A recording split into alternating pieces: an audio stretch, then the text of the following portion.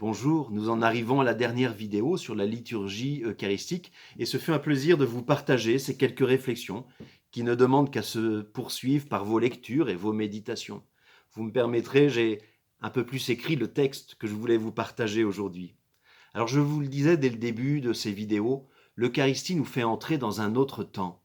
À chaque messe, j'aime beaucoup cette expression, la terre où nous vivons s'élève et le ciel s'abaisse. Nous sommes comme tenus en suspension, non pas pour avoir des hallucinations ou des délires mystiques, mais pour avoir une autre vision du monde, pour avoir une autre vision de nos vies quotidiennes, pour avoir une autre vision de nos relations sociales.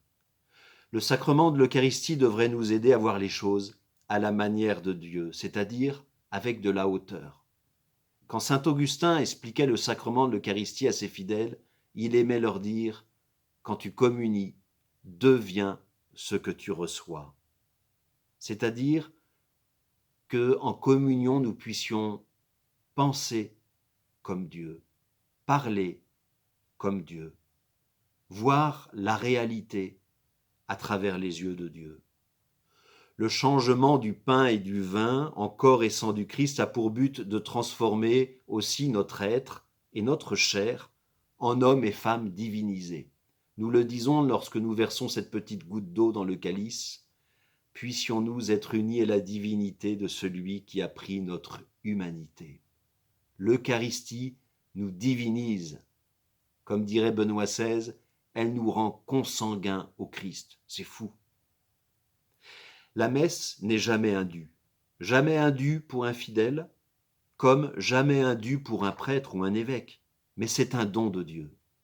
En cette période de confinement, nous apprenons que ce sacrement n'est indu pour personne.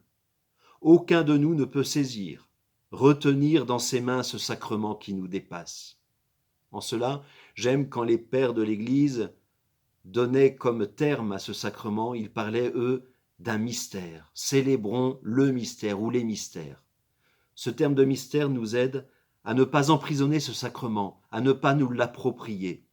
Le seul grand prêtre, comme le dit l'Épître aux Hébreux, c'est le Christ lui-même. Et nous savons, à la suite de Marie-Madeleine au jardin de Pâques, que nous n'avons pas le droit de saisir, de retenir, d'emprisonner le Christ, y compris dans son sacrement très saint. Les choses de Dieu se lisent dans la durée, dans le temps. Le temps est l'ami de Dieu. Tout ce que l'on vit actuellement et les initiatives que l'on pourrait prendre autour du sacrement de l'Eucharistie doivent être prises avec beaucoup de hauteur et de sagesse. Les urgences dans l'Évangile se situent principalement autour de la misère. On doit apporter une réponse rapide, sans attendre, à la misère humaine, pour lutter contre la misère. On doit soigner les plaies béantes en faisant de notre Église un hôpital de campagne, comme le dit notre Saint-Père. Mais le reste doit s'écrire dans le temps de Dieu. N'oublions pas que notre temps s'écrit par-delà la mort, jusque dans l'éternité. Je vous le redisais dans une des premières vidéos. Oui, les chrétiens, nous vivons sur une échelle d'un temps bien plus large. Ne cherchons pas des palliatifs au sacrement de l'Eucharistie pour nourrir simplement une envie irrésistible. Des solutions rapides et émotives risqueraient dans la durée de dénaturer le sens profond de ce sacrement. C'est ce que nous apprend la tradition de l'Église. Soyons des sages.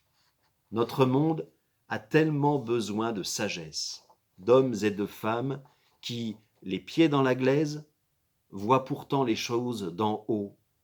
Et Marie en est un bel exemple, elle qui savait méditer les événements dans son cœur. Elle voyait les choses d'en haut, et elle est pour nous modèle de vie chrétienne. Quel bilan tirerons-nous de ce confinement ? Quel est le véritable manque eucharistique que nous ressentons ? En quoi ce temps de désert a-t-il fait grandir notre perception du sacrement de l'Eucharistie ?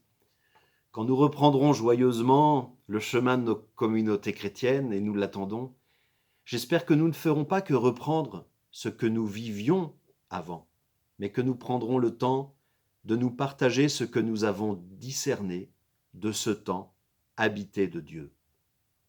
Dans l'Exode, le peuple demandait à Moïse, « Dieu est-il présent dans notre malheur, oui ou non ?» Je souhaite du fond du cœur que notre attitude, que nos propos paisibles ont pu témoigner et témoignent que Dieu habite toute épreuve.